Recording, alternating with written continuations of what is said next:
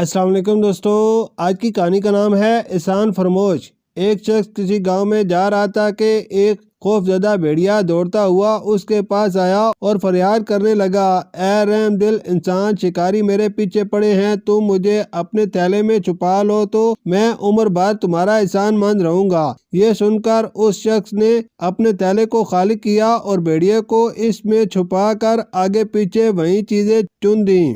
اتنے میں شکاری بھی آ پہنچے اور اس شخص سے پوچھ گچھ کی اور بھیڑیے کی تلاش میں آگے بڑھ گئے۔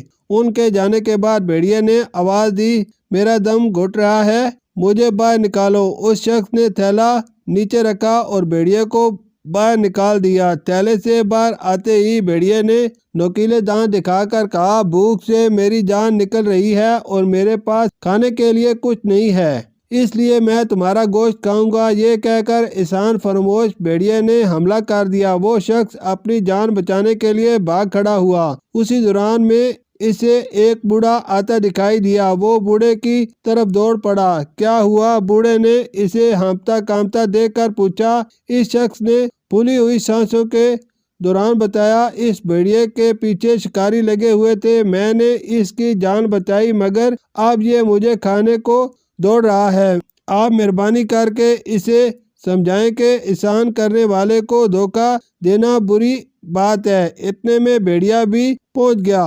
بوڑھے نے اس سے پوچھا، کیوں بھیڑیے، تم احسان فرموشی کیوں کر رہے ہو؟ بھیڑیے نے جھوٹ بولتے ہوئے کہا، کچھ شکاری مجھے شکار کرنا چاہتے تھے تو میں نے اس سے مدد مانگی، اس نے میرے ہاتھ پاؤں باندھ کر تھیلے میں ٹھونس دیا اور فالتو کا سامان بھی اوپر سے بھر دیا، حتیٰ کہ میرے لیے سانس لینا بھی مشکل ہو گیا۔ پھر یہ شکاریوں سے کافی دیر تک باتیں کرتا رہا تاکہ میں بے ہوش ہو جاؤں اور یہ مجھے لے جا کر فروخت کر دے اور رقم کمائے۔ اب تو میں اس کا گوشت کھا کر رہوں گا۔ بوڑھا کچھ سوچتے ہوئے بولا، میرا خیال ہے کہ تم بات کو بڑھا چڑھا کر بیان کر رہے ہو، ذرا مجھے تھیلے میں گھس کر دکھاؤ تاکہ میں اندازہ کر سکوں واقعی تم سچ ہی کہہ رہے ہو۔ بھیڑیا جھٹ سے تھیلے میں گھس گیا۔ ادھر بوڑھے نے تیزی سے تھیلے کا منہ بند کر دیا، پھر اس شخص کے ساتھ مل کر بھیڑیے کو خنجر سے ہلاک کر دیا۔ یوں اس شخص کی جان بچی اور احسان فراموش بھیڑیا اپنے انجام کو پہنچا۔